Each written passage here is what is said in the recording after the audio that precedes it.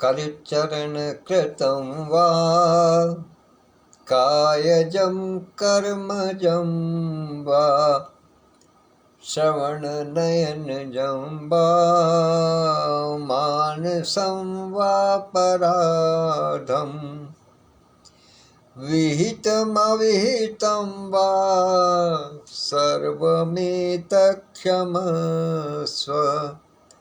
जय जय करुणाब्धे श्री महादेव शंभो। जय जय करुणाब्धे श्री महादेव शंभो। कर्पूरगौरं करुणावतारं संसारसारं भुजगेन्द्रहारं सदा वसन्तं हृदयारविन्दे भवं भवानी सहितं नमामि। भवं भवानी सहितं नमामि। भगवान भोलेनाथ माता पार्वती के साथ उनके चरणों में नमन वंदन करते हुए भैया जी आज की शंख का मैं प्रारंभ करता हूँ। इस शंख के प्रारंभ से पूर्व अपने सभी परिजनों को नमन वंदन अभिनंदन प्रस्तुत करता हूँ।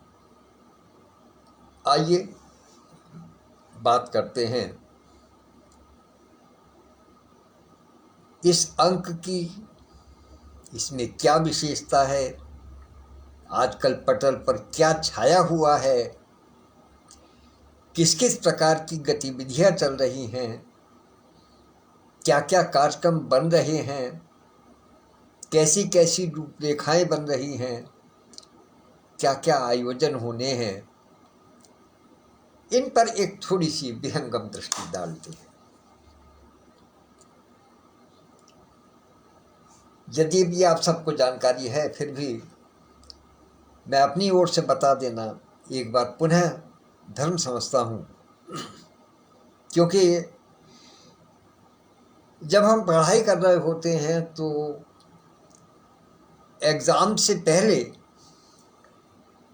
प्रतिदिन हम उस पाठ का स्मरण करते हैं, रिवाइंड करते रहते हैं, रिवाइज करते रहते हैं कि हम कहीं कुछ भूल न जाएं, कहीं कुछ हमसे छूट न जाए, ताकि परीक्षा के समय हमको दिक्कत न हो।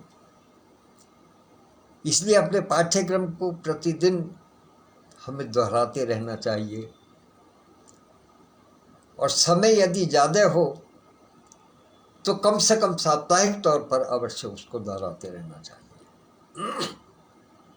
तो आइए, मैं प्रतिदिन नहीं दोहराऊंगा, सप्ताह में एक दिन, सोमवार का दिन मैं इस चीज़ के लिए निर्धारित करता हूँ कि जो एक परीक्षा हमारी होनी है, जिस परीक्षा में हम सब लोगों को सम्मिलित होना है, उसकी क्या रूपरेखा है, उसके पाठ्यक्रम में क्या क्या है, और उसकी हमें किस किस प्रकार से तैयारी करनी है। मित्रों, आगामी 16 नवंबर 2024 दिन शनिवार, स्थान काशी, स्थल डॉक्टर सत्या होप टॉक का मुख्यालय, और इवेंट मीट मिलन कार्यक्रम बनारसिया 2024। ये कार्यक्रम पहली बार आयोजित किया जा रहा है, इसलिए इसकी तैयारियों में निश्चित रूप से थोड़ा हमें पहले से ही लगना होगा। आप सबसे निवेदन है कि आप सब पहले से इसमें लगें, इसकी तैयारियां करें, इसके लिए पंजीकरण कराएं, ताकि पंजीकरण से होता यह है कि एक तो आदमी की जो हमारे साथी आएंगे वो सब एक मानसिक रूप से तैयार हो जाते हैं। मन में एक बात आ जाती है कि हाँ, इस तारीख पर हमें अमुक स्थान पर उपस्थित होना है, या ये एक इवेंट है, इसमें हमें अपनी सहभागिता निश्चित रूप से देनी है। आज जब हम किसी लक्ष्य को निर्धारित करते हैं तभी हम उस ओर अपनी कदम बढ़ाना प्रारंभ करते हैं। अचानक से यदि हमें किसी ओर मुड़ना पड़ जाता है तो हमारे शरीर का जो संतुलन है वो बिगड़ जाता है। कभी कभी किसी सड़क पर अचानक से मुड़े तो बहुत संभव है कि पैर मुड़ जाए, बहुत संभव है कि हमारी कमर में लचक आ जाए, और फिर उसकी परिणति ऐसी भी हो सकती है कि हम गिर भी जाएं। तो इसलिए उस चोट को खाने से बेहतर ये है, या उसकी संभावनाओं को देखने से बेहतर ये है कि हम अपने लक्ष्य को पहले से निर्धारित कर लें। जैसे हम कहीं किसी वाहन से, किसी गाड़ी से, किसी कार से, किसी टैक्सी से या अपनी गाड़ी से जा रहे हैं कहीं, और हमें जिस स्थान पर पहुंचना है वहां का हमें नक्शा नहीं पता, तो हम सब क्या करते हैं जानते हैं कि शहर में घुसते के साथ ही जो स्थल है उसको गूगल मैप पर ढूंढ लेते हैं और फिर निश्चिंत हो जाते हैं। तो जब वो गूगल मैप पर ढूंढ लिया जाता है तो वो स्वतः आपको रास्ता बताता चलता है। आपको पता है कि आपको कहाँ पहुंचना है, कितनी दूरी है, किस किस तरीके से आपको जाना है। आपकी सारी तैयारियां होने लगती हैं, वो सब बताने लगता है। तो इसी प्रकार से इस कार्यक्रम के लिए रजिस्ट्रेशन की व्यवस्था है कि आज आप रजिस्ट्रेशन कराएंगे तो आपके दिमाग में ये बात आ जाएगी, लक्ष्य एक दिमाग में सेट हो जाएगा कि हमें अमुक तारीख को अमुक स्थान पर उपस्थित होना है। तो उसके लिए फिर अभी से प्लानिंग प्रारंभ हो जाएगी। यदि हम निर्धारित ही नहीं कर पाएंगे कि हमारा लक्ष्य ये है तो हम प्लानिंग कैसे करेंगे।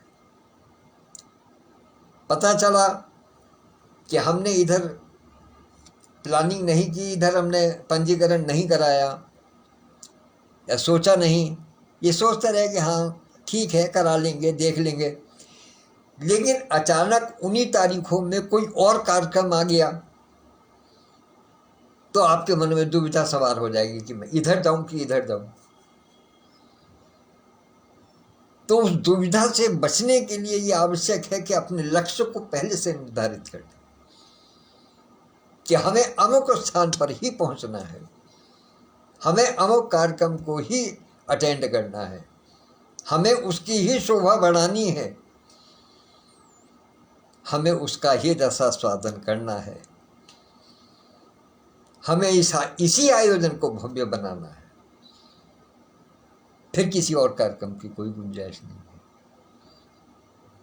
या यदि अपने मन में भी किसी कार्यक्रम की बात चल रही हो कि हम अमुक उक्त समय में या उसके आसपास कोई अपना कार्यक्रम करने के मूड में हैं,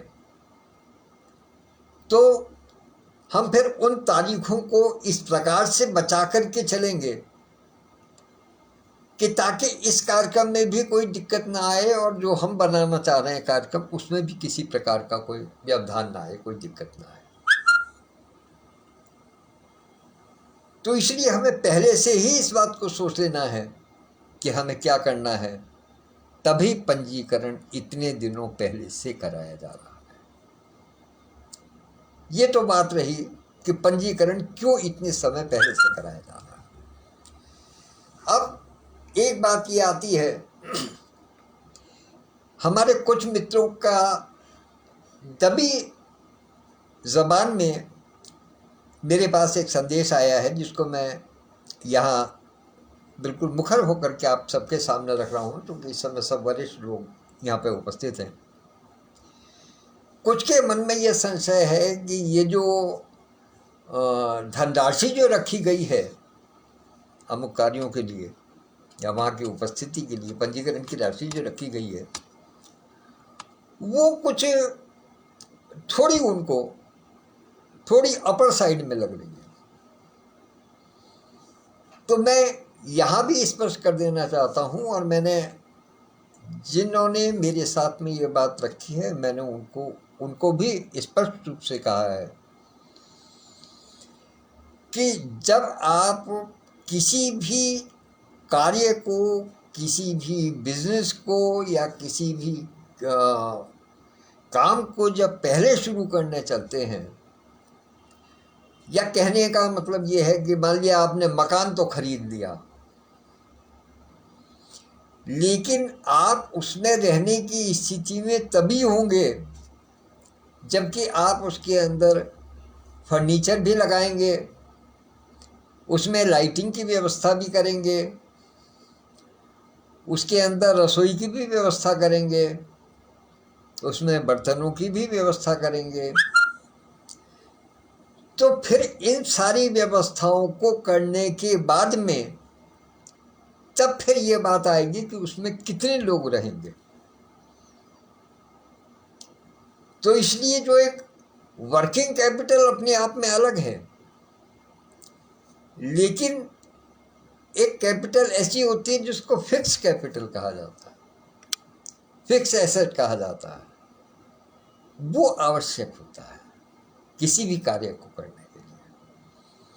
तो इसलिए निश्चित रूप से इस प्रकार के जो भी आयोजन होते हैं उनमें थोड़ा अमाउंट अधिक रखा ही जाता है और रहता ही है, और वही उसकी सफलता का बिंदु होता है।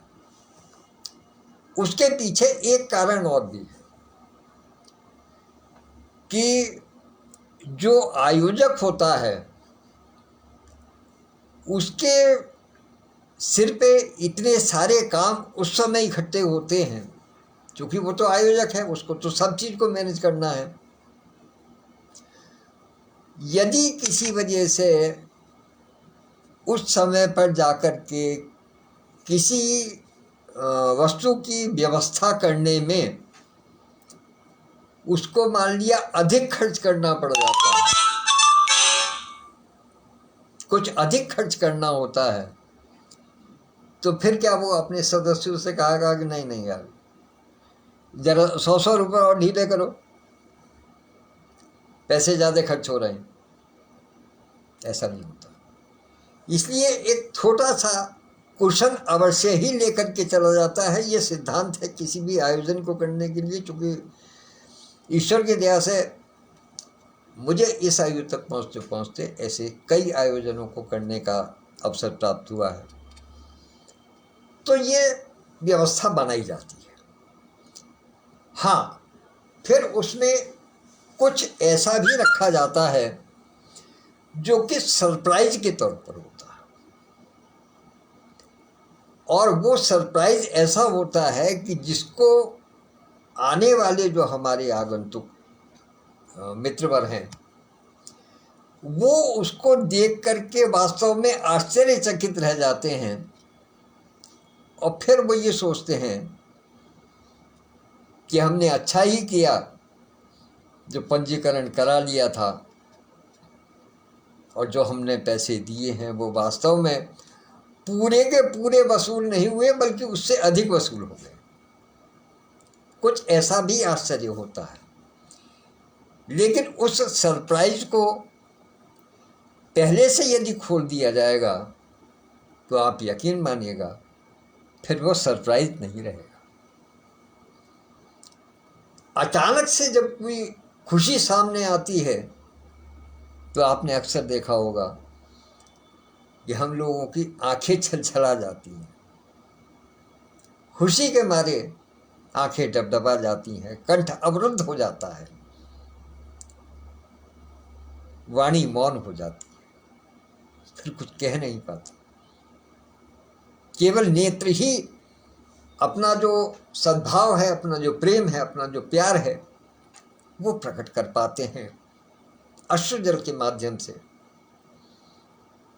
और फिर जब एक दूसरे से गले मिलते हैं देख करके जिनको मोबाइल में देखते रहे, जिनको चित्र में देखते रहे, जब वो साक्षात सामने होंगे और उनको गले से लगा लिया जाएगा, तो उस अनुभूति के आगे तुच्छ से धन की क्या वैल्यू। वो जो प्रेम है, आपस का जो स्नेह है, जो ये समय है, जो ये कालखंड है जिसमें कि एक दूसरे को मिलने का सौभाग्य बन पा रहा है, वो फिर दोबारा जल्दी नहीं आने वाला। और यदि आएगा तो वो इस बात पर निर्भर करता है कि हम जब पहली बार मिलेंगे तो कितनी शिद्दत के साथ में मिलेंगे और कितनी हमारी प्यास अधूरी रह जाएगी कि हम फिर दोबारा मिलने का कार्यक्रम बनाएं। तो इसलिए इस बात की रत्ती भर चिंता ना करें कि पंजीकरण राशि क्या है। ये मैं इस नाते नहीं कि डॉक्टर सत्या होप्ता का राष्ट्रीय प्रवक्ता हूँ, या इस नाते भी नहीं कि कवि के साथ कॉफी मंच का अंतर्राष्ट्रीय उपाध्यक्ष हूँ। मैं केवल एक साधारण सदस्य के नाते, बल्कि ये कहूँगा कि एक साधारण से भावुक काव्य लेखन होने के नाते मैं ये अपने अंदर से अनुभव कर रहा हूँ कि ये जो एक खुशी आपस में हम लोगों को एक मिलने का अवसर प्रदान हो रहा है, जो अवसर मिल रहा है, उसको यदि वास्तव में छोड़ दिया गया तो संभवतः फिर हाथ नहीं आएगा। क्योंकि ये मेरा पूरा विश्वास है कि इस कार्यक्रम के दौरान, इस आयोजन के दौरान, इसका आनंद लेते हुए, इस कार्यक्रम को जीवंत अनुभव करते हुए जो साथी यहाँ से वापस लौट करके अपने अपने घरों को पहुँचेंगे, तो पहुँचने के साथ ही एक फूंक और उठेगी कि अगली बार कब मिलेंगे। सबसे बड़ी बात यह है कि हम अगली बार कब मिलेंगे, ये उत्सुकता जागृत होगी। लेकिन यदि हम यहाँ पर ही नहीं मिलेंगे तो फिर हम उस आनंद की अनुभूति नहीं कर सकते। फिर जो मिले हुए सदस्य जब आपस में पटल पर वार्तालाप करेंगे कि हाँ ऐसे मिले थे, ये हुआ था, वो हुआ था, तो जो सदस्य नहीं पहुँच पाएंगे या नहीं अपने जाने का प्लानिंग कर पाएंगे, वो उसमें उन बातों में वो रस नहीं ले पाएंगे, क्योंकि उन्होंने उस आनंद की अनुभूति की ही नहीं है। इसलिए मेरा अपने सभी विशिष्ट सदस्यों से, ये तो हमारे सारे ही विशिष्ट हैं, लेकिन जो मीठ सदस्य हैं उनसे मेरा विशेष रूप से अनुरोध है कि वो इस विषय में गंभीरता से विचार करें, एक बार मिलने का प्रयास अवश्य।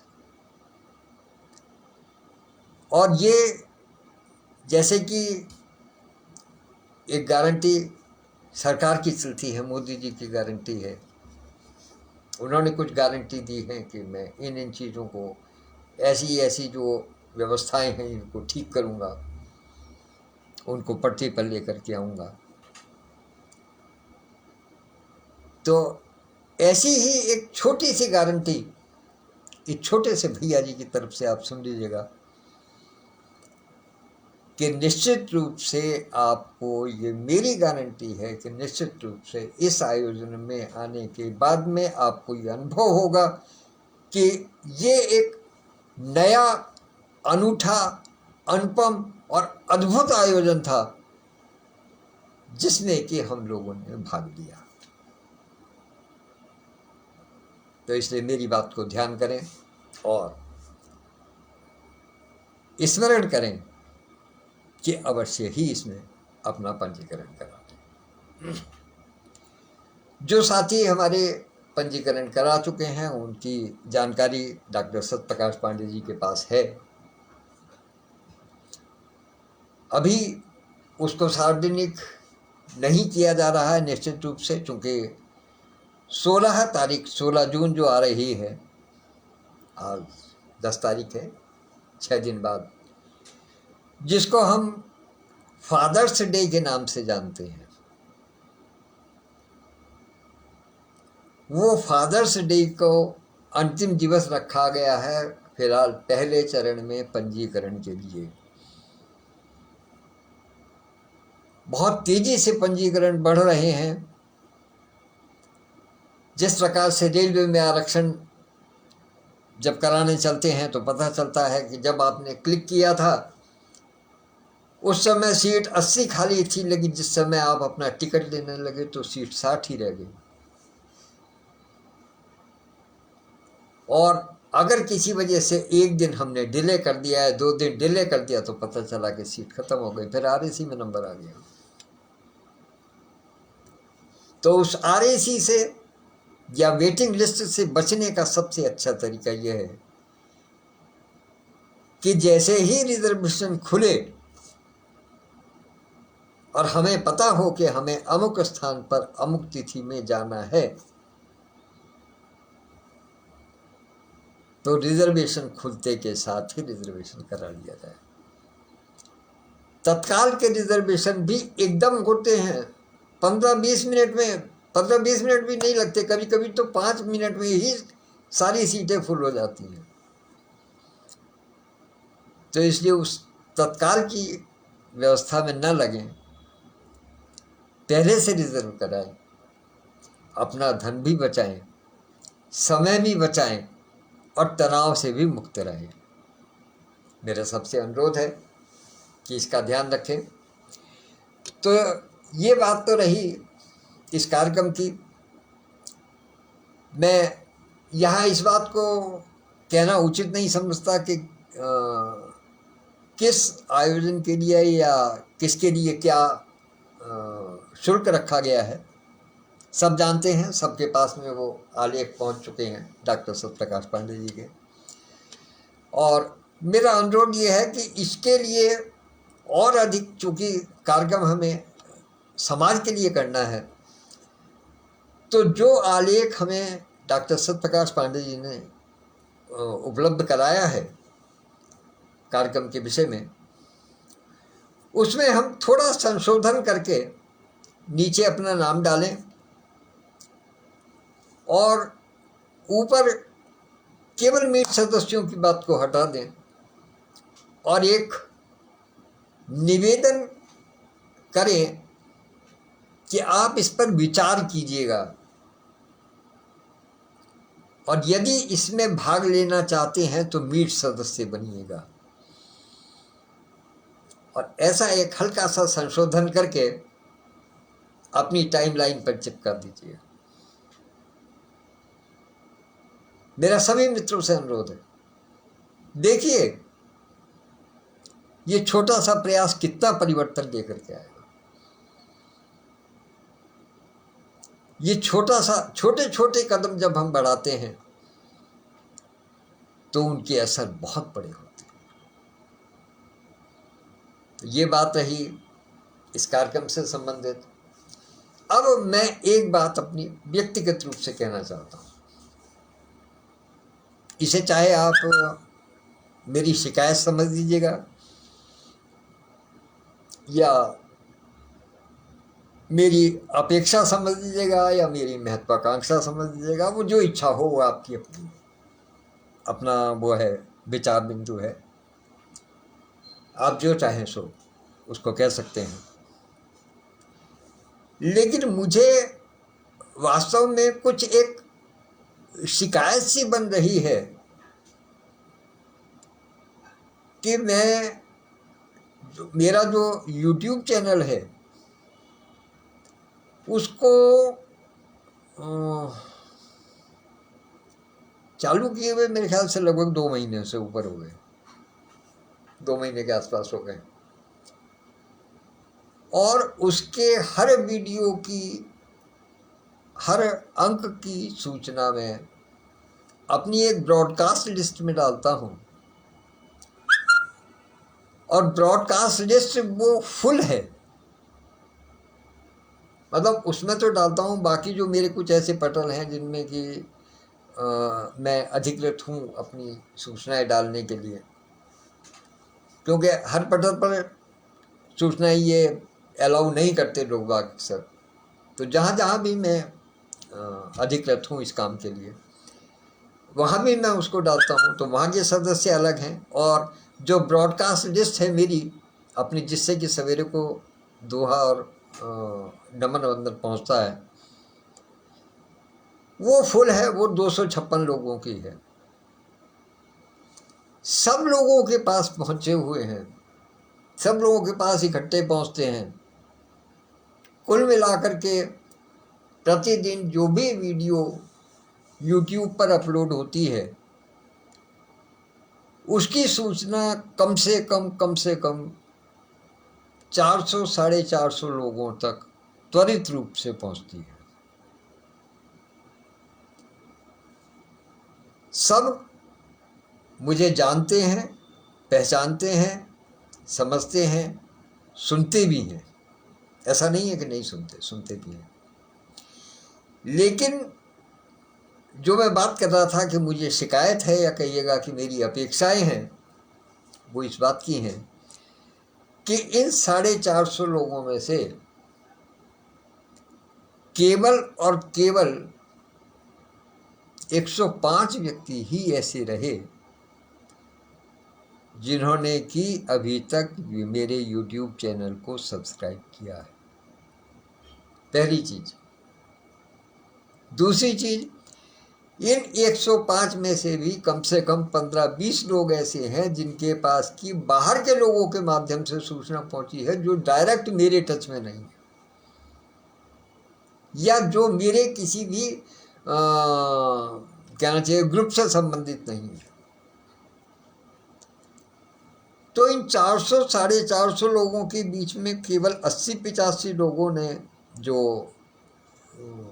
सब्सक्राइब किया है, तो ये देख करके मुझे थोड़ा आश्चर्य भी हुआ और थोड़ा दुख भी हुआ।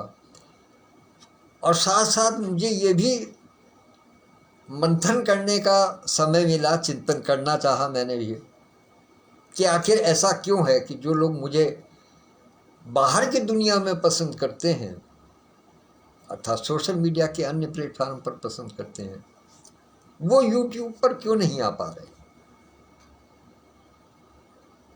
जबकि पूरी तरीके से उन तक जो है वो लिंक पहुंच रही है। तो एक तो बिंदु ये विचारणीय है, जिसको कि मैं विचार कर रहा हूं, आप लोग भी विचार करें तो अच्छा है। दूसरी चीज एक और, डॉक्टर सत्यप्रकाश पांडे जी ने मुझे एक बात कही थी कि यहाँ के वीडियो जब आप डालते हैं तो उनके मुकाबले में आप अपने दोहों का वीडियो बनाएं या अपनी रचनाओं के वीडियो दें YouTube पर, तो वो और अधिक कारगर होंगे।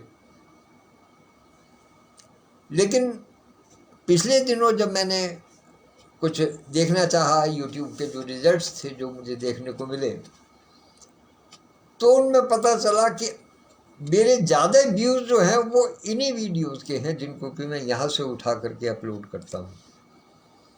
जो मैं अपनी रचना का जो डायरेक्ट वीडियो बना करके जो YouTube पर डालता हूँ, उसमें व्यूज़ भी कम हैं, उसमें लाइक भी कम हैं, उसमें कमेंट भी कम है। तो इससे मुझे ये अंदाज़ा लगता है कि लोग बाग मेरी इस प्रकार के एक वैचारिक प्रवाह को ही अधिक संज्ञान लेना पसंद करते हैं। अब एक अंतिम बात और मैं कहना चाहता हूँ इसी YouTube से संबंधित, जो और भी ज़्यादा विस्मयकारी है मेरे लिए खास तौर से, कि पिछले 28 दिनों की एक रिपोर्ट मैंने अपने टाइमलाइन पर डाली थी, और संभवतः कवि के साथ कॉफी पटल पर भी साझा की थी, जिसमें दिखाया था कि मेरे चैनल को व्यू करने वाले 100% केवल पुरुष हैं। हमारी महिलाएं अर्थात हमारी दीदियां, हमारी बहनें, हमारी आदरणीय बहनें 0%। जबकि मुझे बहनों से बहुत अपेक्षाएं हैं, लेकिन वहाँ 0% देख करके मैंने उसको गोल घेरा खींच करके उस पर डाला है। लेकिन उस पर अभी तक न किसी ने लाइक किया है, न किसी ने कमेंट किया है, पता नहीं किसी ने देखा भी है कि नहीं देखा है। लेकिन ये मेरे लिए बड़ी आश्चर्य की बात है। और एक और उसी के साथ में एक और आनंद की बात है कि संभवतः कोई ही दिन ऐसा जाता होगा जिस दिन की कम से कम 4-5 बहनों के फोन कॉल मेरे पास नहीं आते। प्रतिदिन का काम है, किसी एक दिन की बात नहीं है, मैं अपनी बड़ाई वाली बात नहीं करता, लेकिन मेरे पास आते हैं। मतलब मेरी वार्तालाप व्यक्तिगत रूप से होती है, लेकिन इसके बाद भी मेरे YouTube चैनल पर उनका आना बंद है, उनकी व्यूअरशिप बंद है। तो ऐसा ना करें, अपने भाई को आगे बढ़ाने में सहायता करें, आप सबसे अनुरोध है। और अब अपनी बात को, वाणी को विराम दूंगा यहीं। आज बहुत सारी इधर उधर की बात हुई, कुछ अपने मन का दर्द कहा, कुछ आपके मन की बात कही, कुछ आपके मन की शंकाएं रखी, कुछ उनका समाधान करने का प्रयास किया। तो ये जिंदगी है, इसी प्रकार से चलती है। और अब मैं अपनी वाणी को विराम दूं, इससे पहले आदरणीय विधुभूषण त्रिवेदी भाई साहब, जो हृदयाङ्गन साहित्यिक, सामाजिक, सांस्कृतिक और आध्यात्मिक संस्था के संस्थापक और राष्ट्रीय महासचिव हैं, और हृदयाङ्गन संस्था की राष्ट्रीय अध्यक्ष तथा आज के नवरत्न कार्यक्रम की भी राष्ट्रीय अध्यक्ष डॉक्टर विद्युत प्रभा चतुर्वेदी मंजू दीदी, दोनों मुझे स्पष्ट रूप से दृष्टिगोचर हो रहे हैं। उन दोनों की उपस्थिति को सादर प्रणाम निवेदित करता हूं और अनुरोध करता हूं इसी के साथ में कि हृदयाङ्गन संस्था इस कार्यक्रम में अपनी महती भूमिका निभाएगी। निश्चित रूप से ऐसा अनुरोध है मुझे और आशा भी है। डॉक्टर सत्यप्रकाश पांडे जी, आदरणीय यति शर्मा जी, और एक और कोई साथी आदरणीय श्री कृपाशंकर मिश्र जी, बड़े भाई उपस्थित थे, उनकी उपस्थिति को सादर नमन करता हूं। इसके अतिरिक्त तो मुझे अभी कुछ दिखाई नहीं दे रहे हैं किसी की चित्र, या हाँ, आदरणीय मीरा जगनानी दीदी का मुझे स्मरण हो आया, वो भी उपस्थित हुई थी, पता नहीं इस समय है या नहीं है। तो इन सभी साथियों को और इनके अतिरिक्त जो नेपथ्य में सुन रहे हैं उन सभी साथियों को सादर आभार व्यक्त करता हूँ और निवेदन करता हूँ कि यदि आप मेरे सदस्य हैं तो बनारस में 16 नवंबर को पहुंचने का कष्ट करें, उससे पहले पंजीकरण कराएं। और यदि मीट सदस्य नहीं हैं और हमारी बात से, हमारे आलेख से, हमारे कहने पर आपको कहीं ना कहीं यकीन है, तो पहले मीट सदस्य बने, उसके बाद में वहाँ का कार्यक्रम बनाएं। इन्हीं शब्दों के साथ में अपनी वाणी को विराम देता हूँ। धन्यवाद, नमस्कार, कल फिर मिलेंगे। जय हिंद।